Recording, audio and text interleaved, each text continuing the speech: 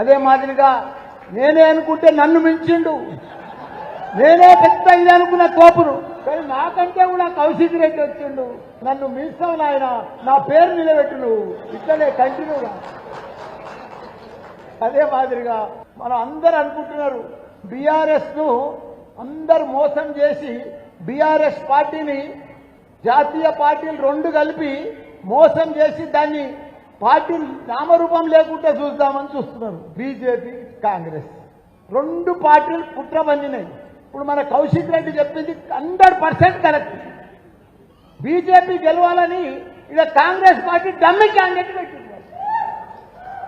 కానీ ఏది ఏమైనా మన మేడ్చల్ మల్కాజ్గిరిలో 7 ఎమ్మెల్యేలు ఉన్నారు, 7గురు కూడా మన బీఆర్ఎస్ పార్టీలో గెలిచారు. కాబట్టి మనం ఒక్క పట్టుబట్టాలి.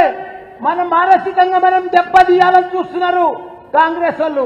తప్పకుండా మనము ఒక్క సైనికుల మాదిరిగా ఒక్క ఉడుం పట్టు పడితే మనకు మొన్ననే ఎమ్మెల్యే ఎలక్షన్లో మీరందరూ కూడా నన్ను 35,000తో గెలిపించారు. మన మేడ్చల్ మల్కాజ్గిరి జిల్లాలో 7 3 లక్షల మెజార్టీ, నరపనకు మెజార్టీ వచ్చింది 7 ఎమ్మెల్యేలకు. అదే పద్ధతిలో మనం అందరం కూడా అదే పద్ధతిలో మనం పనిచేస్తే తప్పకుండా మన రాగిడి లక్ష్మారెడ్డి అన్న భారీ మెజార్టీ తోటి అదే 3 లక్షలతోటి మనం తప్పకుండా గెలుస్తాం. ఎందుకు గెలుస్తామంటే ప్రజలకు 4 నెలల కాంగ్రెస్ ప్రభుత్వం వచ్చింది.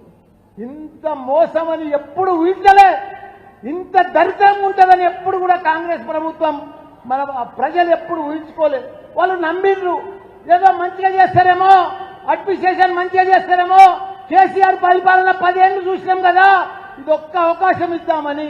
సిటీలో కాదు, ఆ ఊర్లో పడతా ప్రజలు పాపం మోసపోయి అలా లబో దిబో మొత్తుకుంటారు. అయ్యో మా కొంప మునిగింది ఆయన, 4 నెలల 40 వేషాలు అయినాయి, మమ్మల్ని నిండా ముంచిండు కాంగ్రెస్ పార్టీ రేవంత్ రెడ్డి అని వాళ్ళు లబో దిబో మొత్తుకుంటారు. చేతులు కాళ్ళకి ఏం చేస్తాం మనం?